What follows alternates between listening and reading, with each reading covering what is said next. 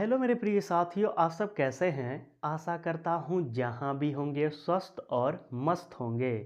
मैं हूँ राजेंद्र और आपका अपना चैनल आरपीजीएस रिसर्च में स्वागत करता हूँ। मेरे साथियों, यूपी पीसीएस 2026 प्रीलिम्स के लिए भारतीय इतिहास की क्लास की शुरुआत किया जा रहा है। मेरे साथियों, भारतीय इतिहास को एकदम जीरो लेवल से पढ़ने का कार्य करेंगे। भारतीय इतिहास को मुख्यतः 3 भागों में बांटा गया है। पहला भाग है प्राचीन इतिहास, दूसरा भाग है मध्यकालीन इतिहास और तीसरा भाग है आधुनिक इतिहास। तो मेरे साथियों, सर्वप्रथम भारतीय इतिहास में प्राचीन इतिहास पढ़ने का कार्य किया जाएगा। लेकिन आज इस वीडियो में भारत के इतिहास के परिचय पर बात करेंगे। अर्थात इस वीडियो में हम यह देखने का प्रयास करेंगे कि इतिहास कितने शब्दों से मिलकर बना है, इतिहास का अर्थ क्या होता है, इतिहास का परिभाषा क्या होता है, इतिहास शब्द सर्वप्रथम उल्लेखित कहाँ किया गया था, यानी इसका जिक्र, इतिहास का जिक्र किस पुस्तक में मिलता है, इतिहास के पिता किसे कहा जाता है, भारत का नामकरण किस आधार पे हुआ था। साथ ही साथ यह भी देखने का प्रयास करेंगे कि प्राचीन इतिहास को कितने भागों में बांटकर पढ़ा जाएगा। तो मेरे साथियों, आइए एक एक बिंदुओं को लिखते चलते हैं और समझने का भी प्रयास करते हैं। तो लिखते हैं। पहले सर्वप्रथम देखेंगे कि इतिहास कितने शब्दों से मिलकर बना है। तो मेरे साथियों, इतिहास 3 शब्दों से मिलकर बना है। इति धन ह धन अस। और यह तीनों शब्द को जब आप जोड़ेंगे तो क्या बनेगा? इतिहास बनेगा। तो इतिहास 3 शब्दों से मिलकर बना है। इति धन ह धन अस, और तीनों शब्द को जोड़े हैं तो क्या बना है? इतिहास बनना है। और इसका अर्थ क्या होता है? तो अर्थ लिख लीजिएगा। ऐसा निश्चित रूप से, ऐसा निश्चित रूप से, निश्चित रूप से हुआ था। तो मेरे साथियों, इतिहास का जो अर्थ निकलता है उसका अर्थ है ऐसा निश्चित रूप से हुआ था। यानी इतिहास में कोई काल्पनिक बात नहीं है, जो भी हुआ था वही इतिहास में लिखा गया है। जैसे हल्दी घाटी का युद्ध हुआ था, इतिहास में जिक्र है। पानीपत का युद्ध हुआ था, इतिहास में जिक्र है। प्रथम विश्व युद्ध हुआ था, इतिहास में जिक्र है। अकबर कोई था, इतिहास में जिक्र है। कुतुबुद्दीन ऐबक कोई था, इतिहास में जिक्र है। महात्मा गांधी थे, इतिहास में उनके बारे में जिक्र है। या जो भी हुआ है, निश्चित है, उसी को इतिहास में उल्लेखित किया गया है। तो इतिहास का अर्थ क्या होता है? ऐसा निश्चित रूप से हुआ था। अब आइए इसके परिभाषा पे चलते हैं। तो हेडिंग डालिएगा इतिहास का परिभाषा। इतिहास का परिभाषा, और लिखिएगा इतिहास का परिभाषा लिखिएगा। यहाँ से प्रश्न नहीं बनता है, लेकिन इतिहास को समझने के लिए इतिहास का परिचय पढ़ना काफ़ी ज़रूरी है। तो लिखिएगा, बीती हुई घटनाओं को, बीती हुई घटनाओं को, घटनाओं को वर्तमान में, वर्तमान में जानना, वर्तमान में जानना, पहचानना, पहचानना ही इतिहास कहलाता है, ही इतिहास कहलाता है, कहलाता है। तो मेरे साथियों, इतिहास क्या है? तो बीती हुई घटना है, और उसी को जब वर्तमान में हम जानते हैं और क्या करते हैं? पहचानते हैं, उसी को क्या कहते हैं? इतिहास कहते हैं। या एक और लिख लीजिएगा, या जिसका, जिसका उत्थान या पतन, जिसका उत्थान और पतन पतन निश्चित हो, जिसका उत्थान या पतन निश्चित हो,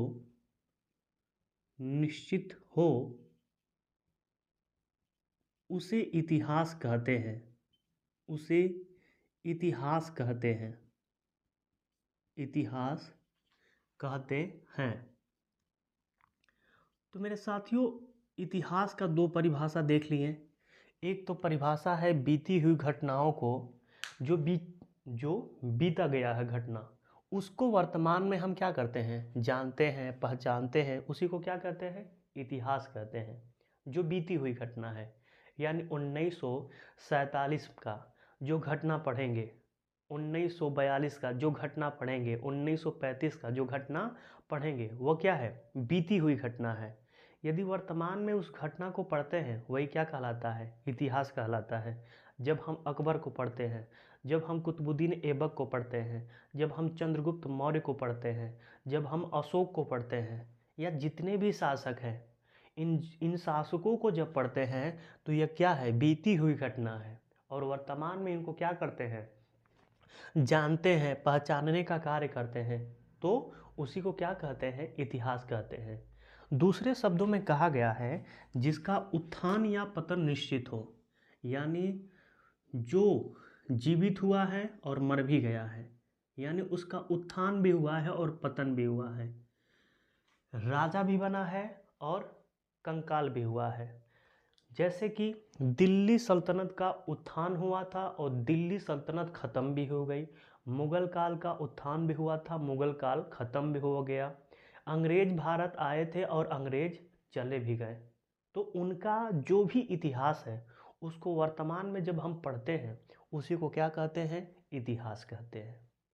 एक व्यक्ति हैं जिनका नाम है E.H. कार। उन्होंने एक पुस्तक लिखा था, व्हाट इज़ हिस्ट्री, और उसमें लिखा था कि इतिहास अतीत व वर्तमान के मध्य अनवरत संवाद है। यानी जो अतीत में घटना है और वर्तमान में जो चल रहा है, उसके मध्य क्या है, संवाद करता है। कौन, इतिहास। तो आइए लिख लेते हैं कि E.H. कार ने क्या कहा है, E.H. कार, इनका नाम है E.H. कार। इनकी जो पुस्तक है, पुस्तक का नाम लिख लीजिएगा, what is history, what is history, history. और इन्होंने क्या कहा है, तो लिखिएगा, इतिहास, इतिहास अतीत व, अतीत मतलब जो बीत चुका है, अतीत व वर्तमान के मध्य, वर्तमान के मध्य अनवरत संवाद है,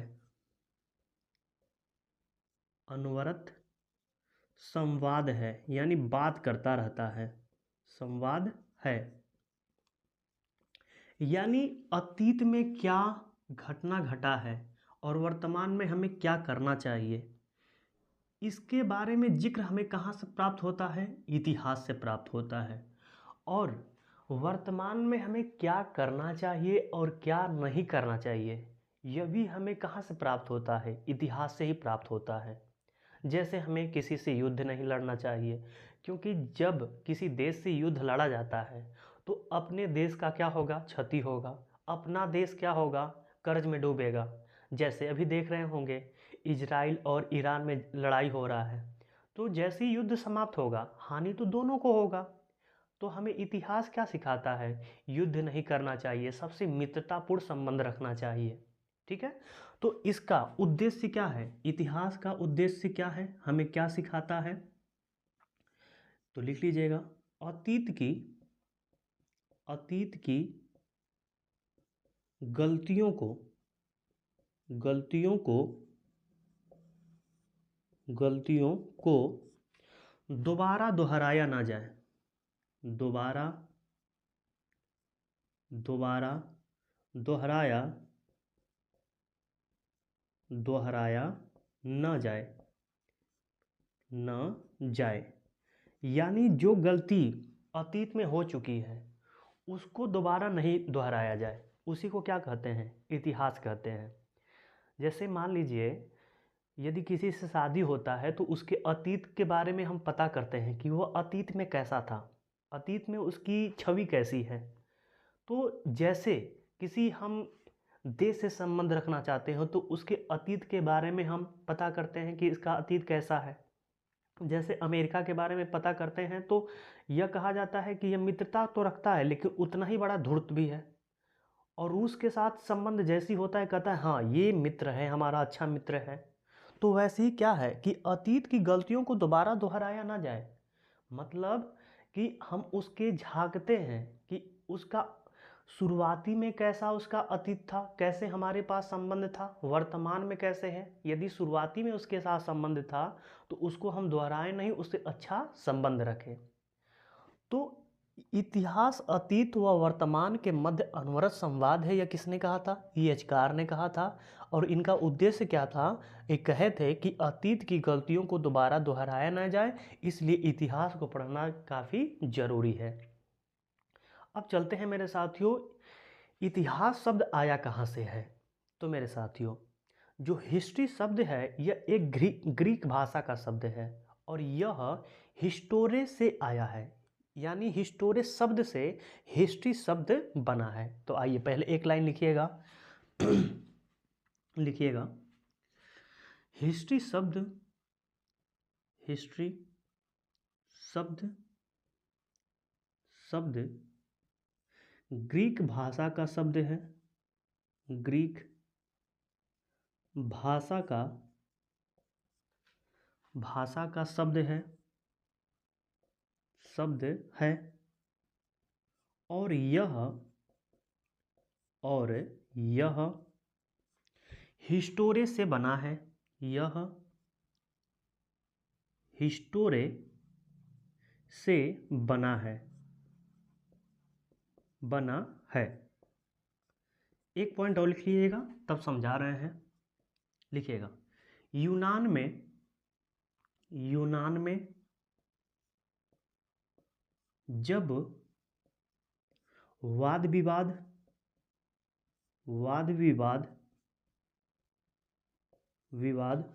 होता था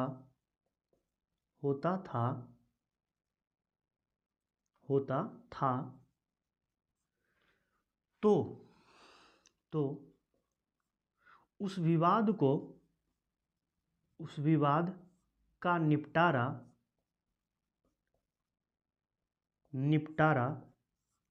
हिस्टोरे करवाता था,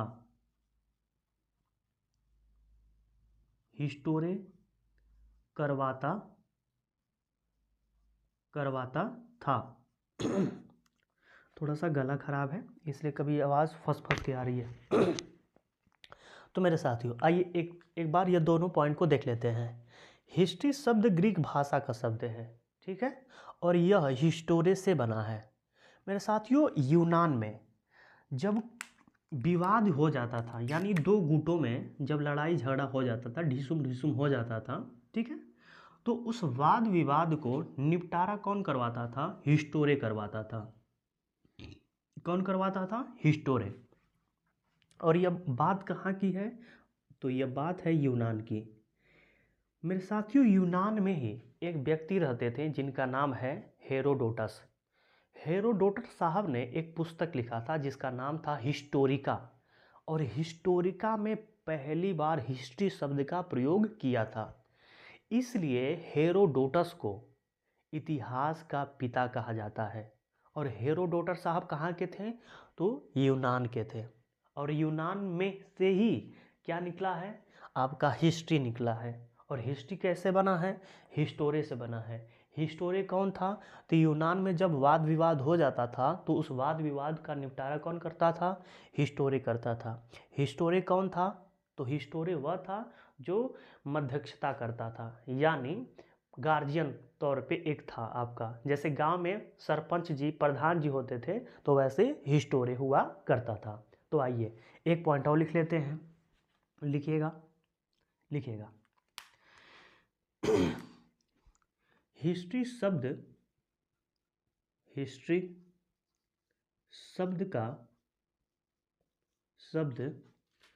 का पहली बार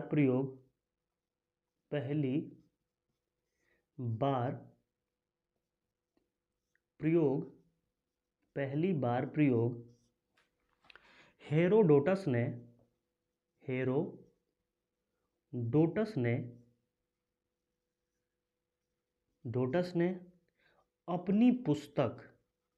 अपनी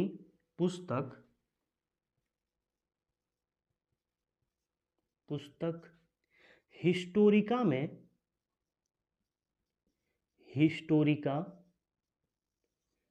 किया था। यह एक लेखककार थे। जो हेरोडोटस साहब थे, यह क्या थे? लेखककार थे और इनको पुस्तक लिखना काफ़ी पसंद था।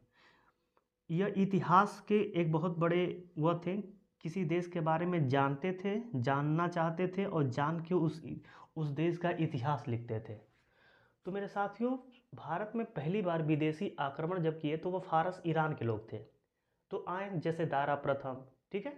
तो यह जब जितने लोग आए तो भारत पे आक्रमण किए और आक्रमण के जैसे ईरान में गए तो यह व्यक्ति क्या है, ईरान पहुंचता है, फारस पहुंचता है और वहां से भारत के बारे में जानकारी प्राप्त करता है और भारत का इतिहास भी लिखने का कार्य करता है। पूरा इतिहास नहीं कि आधुनिक इतिहास, मध्यकालीन इतिहास यही लिखे हैं, नहीं। भारत के बारे में कुछ क्षेत्रों के बारे में यह क्या करते हैं, अपने इतिहास में जिक्र करते हैं। इसीलिए इतिहास का पिता किसे कहा जाता है? हेरोडोटस को कहा जाता है, क्योंकि इतिहास लेखन की परंपरा इन्होंने ही शुरुआत किया था। भारत के बारे में इन्होंने ही लिखा था, इसलिए क्या किया था, इन्हें कहा गया इतिहास का पिता। तो लिख लीजिएगा, हेरोडोटस को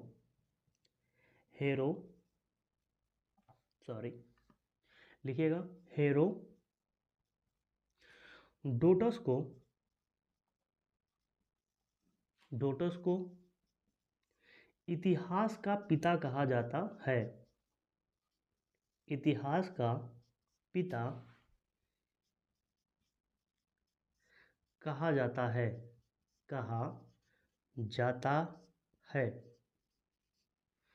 तो इतिहास का पिता किसे कहते हैं? हेरोडोटस को कहते हैं। यह कहाँ का रहने वाले थे? तो यूनान का रहने वाले थे। इन्होंने कौन सी पुस्तक लिखी थी? तो हिस्टोरिका नामक पुस्तक लिखी थी। और हिस्ट्री शब्द का पहली बार प्रयोग किस पुस्तक में मिलता है? तो हिस्टोरिका में मिलता है। अब चलते हैं मेरे साथियों, यह तो हो गया इतिहास की परिभाषा क्या है, इतिहास का अर्थ क्या निकलता है और इतिहास का पिता किसे कहते हैं और उस पिता ने कौन सी पुस्तक लिखा, यह भी देखने का प्रयास कर चुके हैं। अब चलते हैं भारत का नामकरण का इतिहास देखने, क्योंकि यदि हम भारत का इतिहास पढ़ रहे हैं, यानी हम प्राचीन इतिहास पढ़ेंगे, मध्यकालीन इतिहास पढ़ेंगे, आधुनिक इतिहास पढ़ेंगे, तो भारत का भी तो कुछ इतिहास है। यानी भारत नाम आया कहाँ से है, हिंदुस्तान नाम आया कहाँ से है और आपका इंडिया नाम आया कहाँ से है, तो इसका भी एक इतिहास है। जैसे भूगोल में जैसे ही आप पढ़ेंगे, भूगोल में अलग ढंग से बताया जाएगा, आप पॉलिटी पढ़ेंगे तो पॉलिटी में अलग ढंग से बताया जाएगा। ये इतिहास है तो यहाँ पे भारत का नामकरण अलग ढंग से किया जाएगा। तो आइए देखते हैं। पहले हेडिंग बना लीजिएगा, भारत का नामकरण का इतिहास। यहाँ से प्रश्न नहीं बनेगा, बस देख लीजिएगा और लिख लीजिएगा, क्योंकि शुरुआत करते हैं जैसे शादी होता है ना, तो एक तो होता है जयमाला, जहाँ पे होता है स्टेज लगता है, वहाँ पे फूल माला ज़्यादा लगाते हैं, अच्छे से एक सोफ़ा सेट रख देते हैं जहाँ पे दूल्हा और दुल्हन बैठते हैं, ठीक है। लेकिन भाई गेट जो है जहाँ से बारात शादी प्रवेश करती है, क्या वहाँ पे क्या चाहते हैं? लैंप लगा के वहाँ पे टांग दे और ऐसे लोग जाएं? ऐसा नहीं ना। तो इतिहास जब पढ़ रहे हैं तो इतिहास की शुरुआत सजा के करेंगे तो अच्छा लगेगा। कल की क्लास में वेद पढ़ाएंगे, ऋग्वेद पढ़ाएंगे, सामवेद पढ़ाएंगे, यजुर्वेद पढ़ाएंगे तो आपको अच्छा लगना स्टार्ट होगा। लेकिन इतिहास की शुरुआत यहीं से किया जाएगा। लेकिन यहाँ से प्रश्न नहीं बनता है, कुछ एक दो यहाँ से प्रश्न बनते हैं, लेकिन प्रॉपर यहाँ से अब प्रश्न बनना खत्म हो गया है। लेकिन बस यह 2 पॉइंट याद करिएगा कि हिस्ट्री के पिता किसे कहते हैं और हिस्ट्री के जो पिता हैं हेरोडोटस, उन्होंने कौन सी पुस्तक लिखी थी, यह पूछा जा सकता है। ठीक है, अब आते हैं भारत के नामकरण का इतिहास। मेरे साथियों, पहले देखेंगे इंडिया। इंडिया कहाँ से आया? ठीक है, क्योंकि भारत, एक तो भारत जो हमारा देश है उसका 3 नाम है, एक भारत, एक इंडिया, एक हिंदुस्तान। तो जो इंडिया है मेरे साथियों, यह यूनान के लोगों ने दिया है, यूनान के शासकों ने दिया है। और यूनान के शासकों ने इंडिया कैसे दिए, यह देखिए। जब भारत आने लगे तो सबसे पहले सिंधु नदी आई। कौन सी नदी? सिंधु नदी। सिंधु नदी। और सिंधु नदी को यूनान के शासकों ने आपको इंडस रिवर कहे। क्या कहे? इंडस नदी, इंडस रिवर, इंडस रिवर। और इंडस जो यक है, और इसी इंडस से ही क्या बना? इंडिया बना। इसी इंडस से क्या बना? इंडिया बना। एक तो मत यह है कि यूनान के लोग आए और सिंधु नदी को इंडस नदी कहे, इंडस इंडस, और इंडस से ही क्या बना? इंडिया बना। दूसरा, हिंदुस्तान आता है, हिंदुस्तान। और हिंदुस्तान नाम देने का श्रेय आपके फारस के शासकों, फारस यानी ईरान के, फारस या ईरान के शासकों ने दिया था। और ये कैसे दिए थे? इन्होंने सिंधु नदी को, सिंधु नदी को हिंदू नदी कहें। कौन सी नदी कहें? हिंदू नदी। यानी उन्होंने स का उच्चारण कैसे करते थे? स का उच्चारण ह से करते थे। तो इस प्रकार जो ह का उच्चारण करते थे वहां से बन के आया हिंदुस्तान, हिंदुस्तान। ठीक है, यह तो दूसरा मत है कि भारत का नाम इंडिया एक है, और इंडिया के, इंडिया कौन दिया नाम? यूनान के लोगों ने दिया। कैसे दिए? क्योंकि इन्होंने सिंधु नदी को इंडस नदी कहे और इंडस से ही इंडिया बना। फारस के शासक या ईरान के शासक आए और ईरान या फारस के शासक सिंधु नदी को हिंदू नदी कहते थे, यानी स का उच्चारण ह से करते थे, और इसलिए भारत का नाम हिंदुस्तान दिए। अब आता है एक और मत, और वह नाम है भारत का एक भारत भी कहते हैं। भारत, भारत भी कहते हैं इस देश को। तो भारत देखते हैं कहाँ से आया। तो मेरे साथियों, भारत के लिए कई मत हैं। एक है इसके लिए जैन मत, एक है जैन मत, और दूसरा है हिंदू मत। जैन मत पूरा लिख लीजिएगा। दूसरा है हिंदू मत, और तीसरा है वैदिक मत। वैदिक मत, वैदिक मत। यानी हमारा जो देश है उसका 3 नाम है, एक भारत, दूसरा हिंदुस्तान, और तीसरा इंडिया। इंडिया और हिंदुस्तान देख लिए, भारत को देखिए।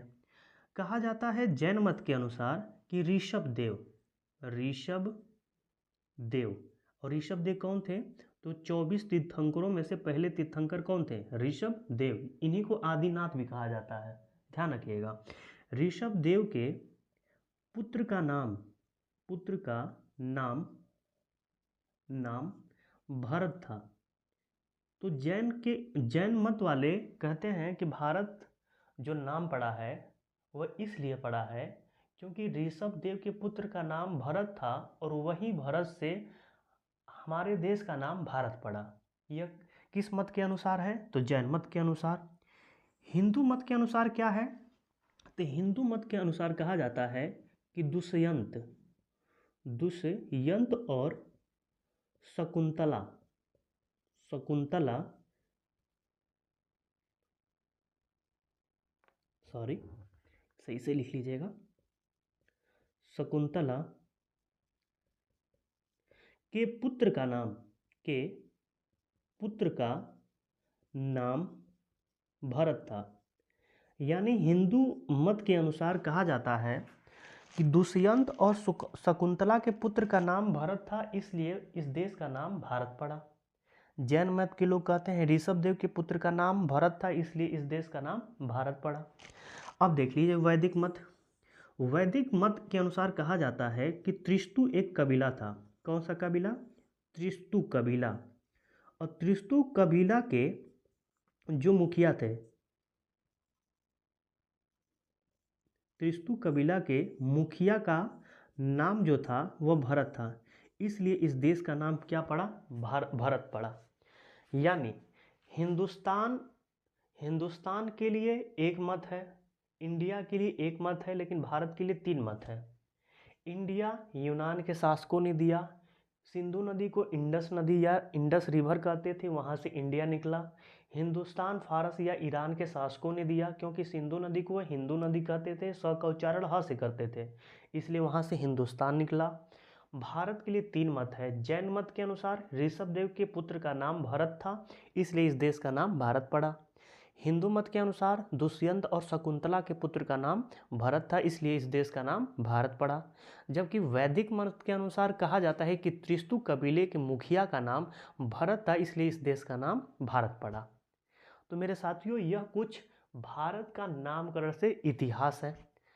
अब यह देखने का हम प्रयास करेंगे मेरे साथियों कि प्राचीन इतिहास को कितने आधारों पे बांट के पढ़ेंगे, लेकिन पढ़ने से पहले इसको पहले मिटा देते हैं। साथियों, प्राचीन इतिहास को स्रोतों के आधार पर निम्नलिखित 3 भागों में बांटकर पढ़ा जाएगा। पहला भाग रहेगा प्रागैतिहासिक काल, दूसरा भाग रहेगा आर्ध ऐतिहासिक काल और तीसरा भाग रहेगा ऐतिहासिक काल। तो पहले आइए इसे लिख लेते हैं, तब प्रागैतिहासिक काल किसे कहते हैं, अर्ध ऐतिहासिक काल किसे कहते हैं और ऐतिहासिक काल किसे कहते हैं, यह जानने का प्रयास करेंगे। तो पहले लिखिएगा, स्रोतों के आधार पर, स्रोतों के आधार पर प्राचीन इतिहास को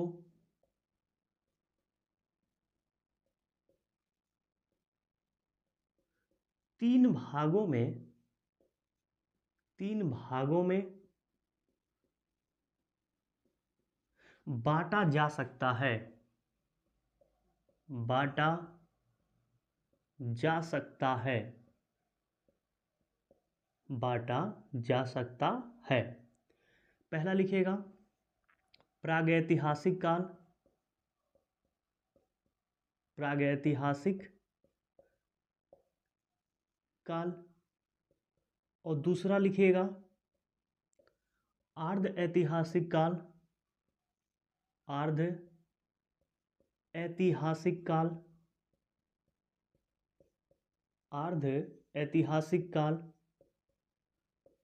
और तीसरा लिखिएगा ऐतिहासिक काल, ऐतिहासिक काल।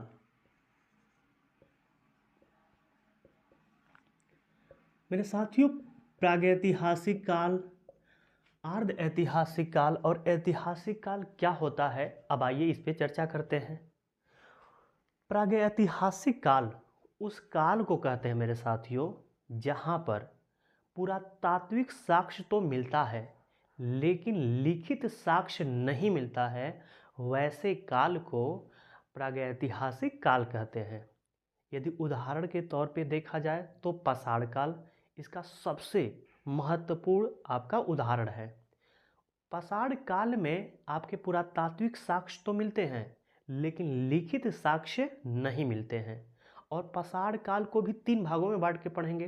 पहला पूरा पाषाण काल, दूसरा मध्य पाषाण काल और तीसरा आपका नव पाषाण काल। तो यह जितना अध्ययन किया जाएगा किस काल के तहत करेंगे? प्रागैतिहासिक काल के तहत करेंगे। तो आइए इसे लिख लेते हैं, दोबारा हेडिंग बना लीजिएगा, प्रागैतिहासिक काल, प्रागैतिहासिक काल। अब लिख लीजिएगा कि प्रागैतिहासिक काल किसे कहते हैं, लिखिएगा वह काल जहां पुरातात्विक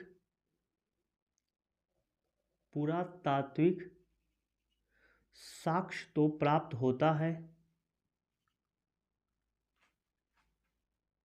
तो प्राप्त होता है लेकिन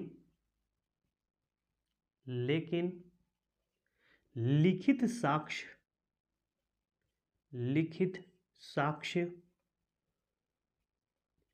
प्राप्त नहीं होता है, नहीं होता है। वैसे काल को किस काल के नाम से जानेंगे? प्रागैतिहासिक। और इसका सबसे बढ़िया एग्जाम्पल कौन है? पाषाण काल। तो लिख लीजिएगा पाषाण काल, एग्जाम्पल में, उदाहरण में पाषाण काल। जब पाषाण काल पढ़ेंगे तो इसमें पूरा पाषाण काल पढ़ेंगे, मध्य पाषाण काल पढ़ेंगे और नव पाषाण काल पढ़ेंगे।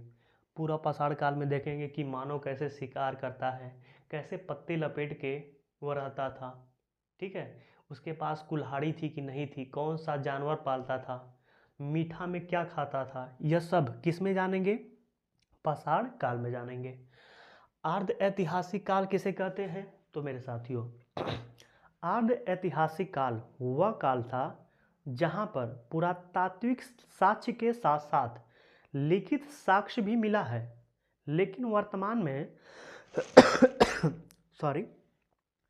जो वर्तमान में लिखित साक्ष्य है उसको पढ़ा नहीं गया है।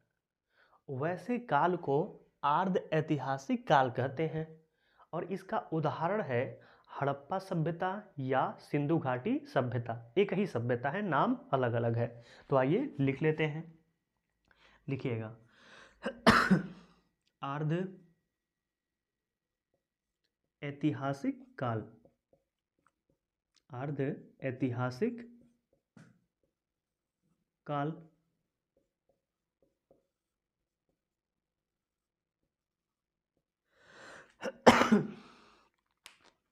लिखिएगा वह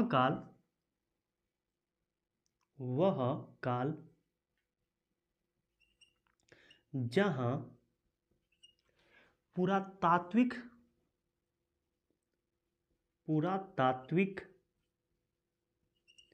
साक्ष्य के साथ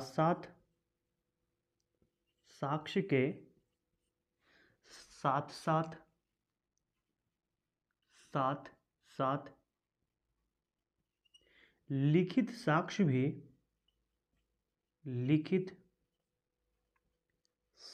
भी प्राप्त हुआ है लेकिन लिखित साक्ष्य को पढ़ा नहीं गया है।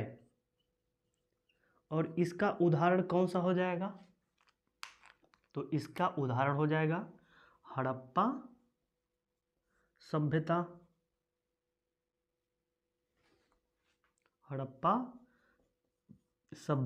या इसी को बोलते हैं सिंधु नदी घाटी सभ्यता, या इसी को बोलते हैं सरस्वती नदी घाटी सभ्यता, सरस्वती नदी घाटी सभ्यता। सब एक ही सभ्यता है, नाम अलग अलग है, सब पढ़ेंगे। तो मेरे साथियों, आर्ध ऐतिहासिक काल कौन सा काल है? इसे क्या कहेंगे? तो वह काल जहाँ पे पुरातात्विक साक्ष्य तो मिलते हैं। पुरातात्विक साक्ष्य क्या होते हैं? जैसे मैं चश्मा पहना हूँ या इससे लिख रहा हूँ और अभी भूकंप आया, मोबाइल से या कैमरा से मैं रिकॉर्ड कर रहा हूँ, या वाइट बोर्ड है और अभी भूकंप आया और इतने झटके से भूकंप आया कि यह पूरी बिल्डिंग गिर गई और उस मलबे में हम क्या हो गए? दब गए। मान लीजिए आज से 1000 वर्ष के बाद यहाँ पे कोई मनुष्य आया और खुदाई करवाने लगा। और जब खुदाई करवाने लगा तो मेरा कंकाल मिलेगा, मोबाइल मिलेगा, या माइक मिलेगा या बोर्ड मिलेगा, ठीक है। तो यही जितने सामग्री मिलेंगे इसी को क्या बोलते हैं, पुरातात्विक बोलते हैं, पुरातात्विक साक्ष्य बोलते हैं। और जो मान लीजिए यह बोर्ड एकदम सही सलामत हो और यही लिपि मिल जाए और उन लोग का लिपि अलग हो, यह लिपि हम लोग का अलग है, तो ये लिखित साक्ष्य तो है, लेकिन हो सकता है कि ये लिपि को वह लोग नहीं पढ़ पाए। तो इसी को कौन सा काल में कहेंगे, अर्ध ऐतिहासिक काल। हो सकता है कि कुछ अलग नाम दे दे, लेकिन इस समय इतिहास में जो लिखित साक्ष्य को पढ़ा नहीं गया है, पुरातात्विक साक्ष्य पे निर्भर है, वैसे काल को अर्ध ऐतिहासिक काल कहा जाता है। और इसका उदाहरण क्या है, हड़प्पा सभ्यता। मतलब इस सभ्यता में जितने भी देखेंगे, हड़प्पा एक आपका शहर है पाकिस्तान का, तो वहाँ पे लिपि है, लिपि को नहीं पढ़ा गया है, लेकिन जब हड़प्पा की खुदाई करवाया गया तो वहाँ से बहुत सारे चीज़ मिले। तो वहाँ पे जो सामग्री मिले उसका कार्बन डेटिंग किया गया और कार्बन डेटिंग करके पता लगाया गया कि यह कब का है। क्या क्या जो भी सामान मिले उसके हिसाब से पता लगाया गया कि वहाँ के लोग किस सामग्री का यूज करते थे, क्या करते थे, कैसे रहते थे, क्या खाते थे, क्या पीते थे, ऐसे। तो यह जो पता कैसे लगाएं, पुरातात्विक साक्ष्यों के आधार पर।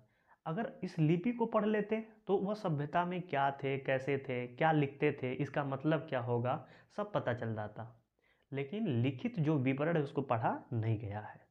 अब आते हैं ऐतिहासिक काल। मेरे साथियों, ऐतिहासिक काल वह काल था जहाँ पे पुरातात्विक साक्ष्य के साथ साथ लिखित साक्ष्य भी मिला है और लिखित साक्ष्य को पढ़ा भी गया है।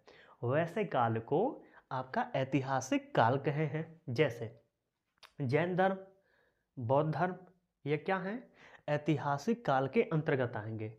जैन धर्म की पुस्तकों को पढ़ा गया है, बौद्ध धर्म के पुस्तकों को पढ़ा गया है, या इसके बाद जितने भी आपके शासक काल आएगा वह सभी काल के पुस्तकों को पढ़ा गया है। तो वह सभी किसके अंतर्गत आएंगे, ऐतिहासिक काल के अंतर्गत आएंगे। तो आइए इसे भी लिख लेते हैं। तो हेडिंग बना के लिख लीजिएगा, तीसरा ऐतिहासिक काल, ऐतिहासिक ऐतिहासिक काल, और लिखिएगा वह काल जिसमें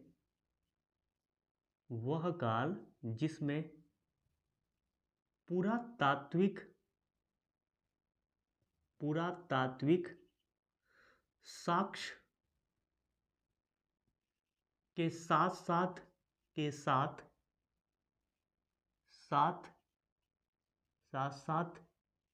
लिखित साक्ष्य भी प्राप्त हुआ है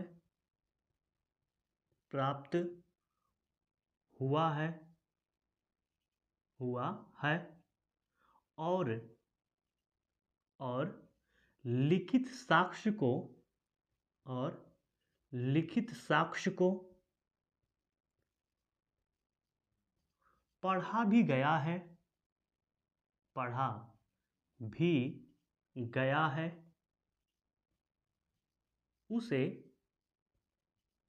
ऐतिहासिक काल कहें, उसे ऐतिहासिक काल कहते हैं। और इसका उदाहरण लिख लीजिएगा। उदाहरण क्या हो जाएगा, तो लिखिएगा, इसका उदाहरण हो जाएगा जैन धर्म और बौद्ध धर्म। इसके बाद जितने धर्म आएंगे सबको पढ़ा गया है, ठीक है। जो भी पुस्तकें हैं, जैसे गुप्त काल में रामायण लिखा गया है, महाभारत लिखा गया है, जितनी पुस्तकें हैं इसके बाद पढ़ा गया है। तो मेरे साथियों, प्राचीन इतिहास को 3 भागों में बांट के पढ़ेंगे। पहला प्रागैतिहासिक काल, दूसरा अर्ध ऐतिहासिक काल, तीसरा ऐतिहासिक काल। प्रागैतिहासिक काल देख लिए, अर्ध ऐतिहासिक काल देख लिए और ऐतिहासिक काल देख लिए। आज के लिए इतना ही रहने देते हैं। कल की वीडियो में वेद पढ़ेंगे, वेद कितने होते हैं, और साथ ही साथ ऋग्वेद पर अध्ययन करेंगे। तो आज के लिए इतना ही। आज का वीडियो कैसा लगा यदि अच्छा लगा होगा तो इस वीडियो को ज़्यादा से ज़्यादा शेयर करिए। और जो मेरे मित्र अभी इस चैनल पे नए हैं, मेरे साथियों, इस चैनल को आप सब्सक्राइब भी कर लें और शेयर भी कर दें। मिलते हैं नेक्स्ट वीडियो में। आज के लिए धन्यवाद।